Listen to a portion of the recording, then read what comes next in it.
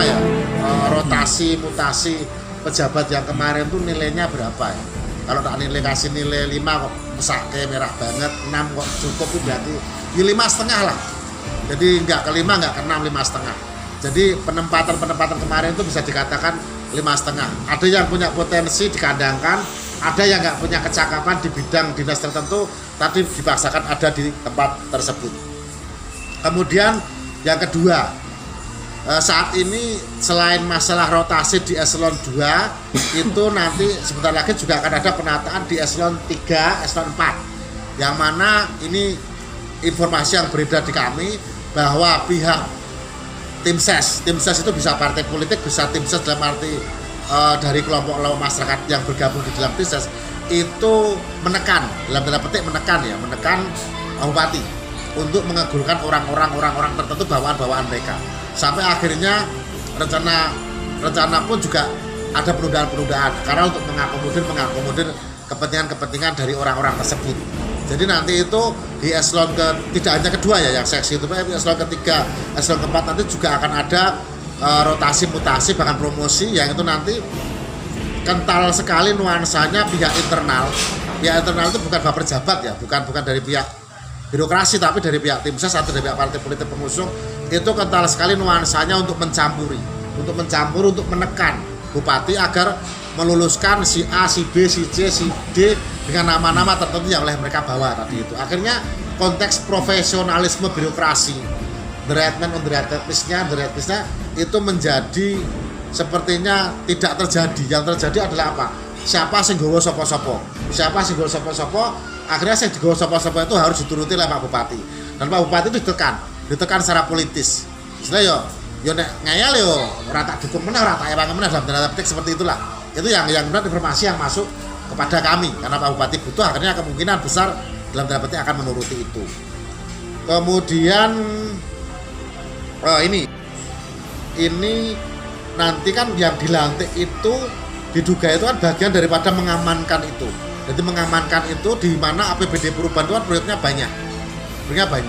Jadi penataan itu bagian daripada, ini kan dugaan yang kami terima dari beberapa pihak, bahwa itu memang bagian daripada mengamankan kepentingan orang-orang yang ada di sekitar bupati, bahwa proyek-proyek yang di situ diarahkan untuk memenuhi kebutuhan kepentingan orang-orang yang ada di sekitar lingkaran bupati.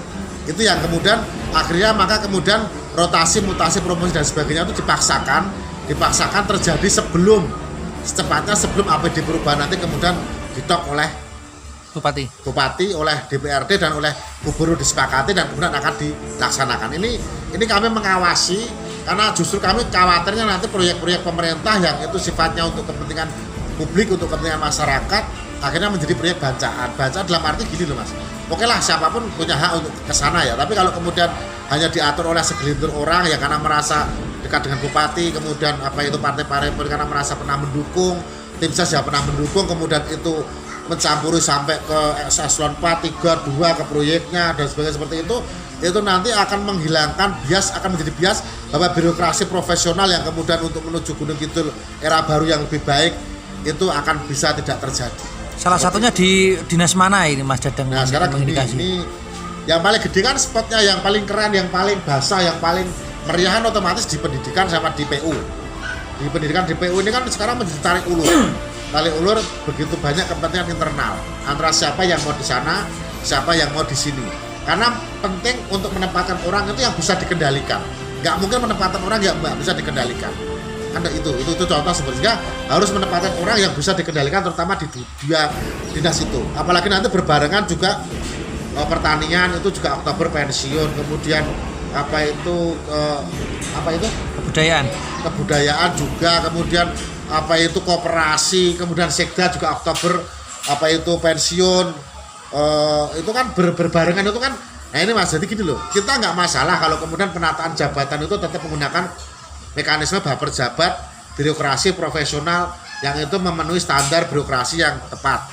Tidak hanya sekedar mendengarkan tim ses, tidak hanya sekedar mendengarkan partai politik, karena pertimbangan partai politik, tim ses dan sebagainya itu berarti pertimbangannya dorong uang yang penting manut. Orang mungkin dorong uang yang penting pinter, nggak mungkin. Tapi dorong yang intinya bahwa apa yang saya sampaikan bukan berarti saya tuh menentang Pak Bupati, enggak. Bupati kita tetap Pak Sunaryanto, bupati yang terpilih yang untuk kita hormati. Ini bagian daripada kritik kita bahwa kita mengkritisi ini bahwa bagaimana kita ingin SKPD itu betul-betul SKPD yang bagus, yang punya kapabilitas, yang punya kemampuan, yang duduk di situ itu betul-betul orang yang secara lolos tes ya lolos, secara kemampuan juga memang layak duduk di situ. Jangan sampai orang lulus tes duduk di jabatan, jangan sampai ibaratnya demok komputer merasa jadi kepala dinas di situ misalnya, contoh-contoh seperti itu yang memang tidak. Dan kemudian sementara waktu kalau yang di PU itu kan Pak Irawan Jatmiko sama Pak Jatmiko sendiri sekretaris dinasnya itu 2 orang itu yang digadang-gadang untuk masuk ke sana kan seperti itu.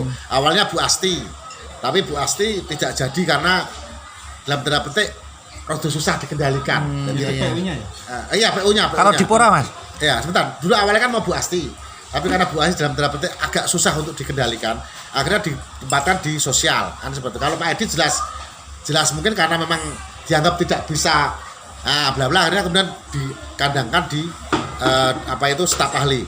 Makanya kemudian apakah kemudian Pak Irawan yang dugaan besar itu di backup Golkar, Irawan Jatmiko, ataukah Pak Jatmiko yang sekretaris, ataukah Pak Sri Suhartanto? Informasinya juga Pak Suhartanto kepala Bapeda. Kan seperti itu, yang 3 ini yang paling Tapi kalau yang pendidikan itu yang paling kuat sekarang mengemuka dan itu bisa dikatakan agak mengerucut itu di Pak Ali itu.